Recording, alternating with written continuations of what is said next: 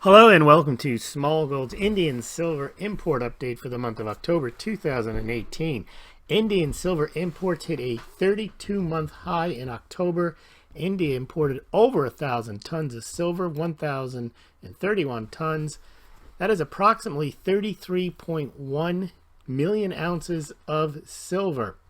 Indian silver imports were up 62% from the 636 tons imported last October and up 67% from last month September's imports of 616 tons. The 1,031 tons imported in October were the highest Indian silver imports since December 2015. Let's put it in perspective. Through October, India has imported 6,126 tons, or approximately 197 ounces of silver. That is more than the annual Mexican silver mining production, which is the world's greatest.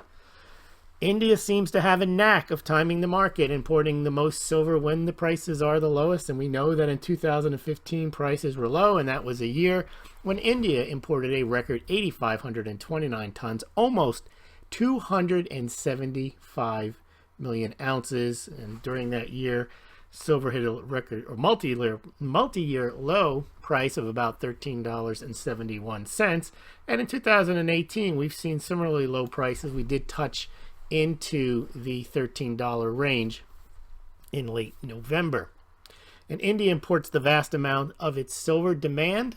It has minimal silver mines. I think it's got about 17 million ounces worth of silver mining production. Not enough to satisfy its voracious demand for jewelry, silverware. India accounts for 70% of the world's silverware. They have a large middle-class demand for silver jewelry, and they also are a major cell phone producer, working with Samsung. They have the world's largest cell phone plant there, and they just announced that they will be making iPhones, taking away some of that business from China through Foxconn.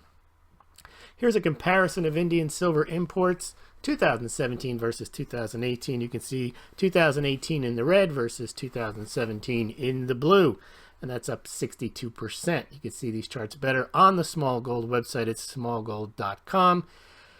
Here you can see the month by month, showing us the last 12 months of Indian silver demand, or through Indian silver imports, and you can see that 1,032 tons standing tall in October. Put it in a longer term perspective, there are Indian silver imports August 2014 monthly through October 2018, and that's where you see the wide gap between the last time India imported over 1,000 tons of silver. You have to go back to December 2015. They also did it again in September 2015 and again in March of that year, and also late 2014. Those are periods of time when the price was low. You can see the demand has picked up substantially since 2017. Here's where we stand on Indian silver imports by year. You can see the record year was 2015. That's probably out of reach this year. Even if we were to get 2 more months, November and December, of over 1,000 tons, that would only take us to about 8,100 tons, but we don't know. Clearly, it looks like it'll probably be at least the 3rd largest month, because we will surpass 2013 unless imports just dry up in November and December, and probably will pass 2014, making 2018 the 2nd largest Indian silver import demand year. Let's put that all in perspective here. In the record year, India imported about 274 million ounces. That places it well ahead of a record year of American Silver Eagle sales in 2015 of 47 million, and even it's about half of overall American Silver Eagle sales ever made. But then if you take 2013 to 2015, you're up to about 700 million ounces. So just in 3 years, India can take up almost global silver mining production. This is 2015. It's come down a little bit from 867 to about 820 million.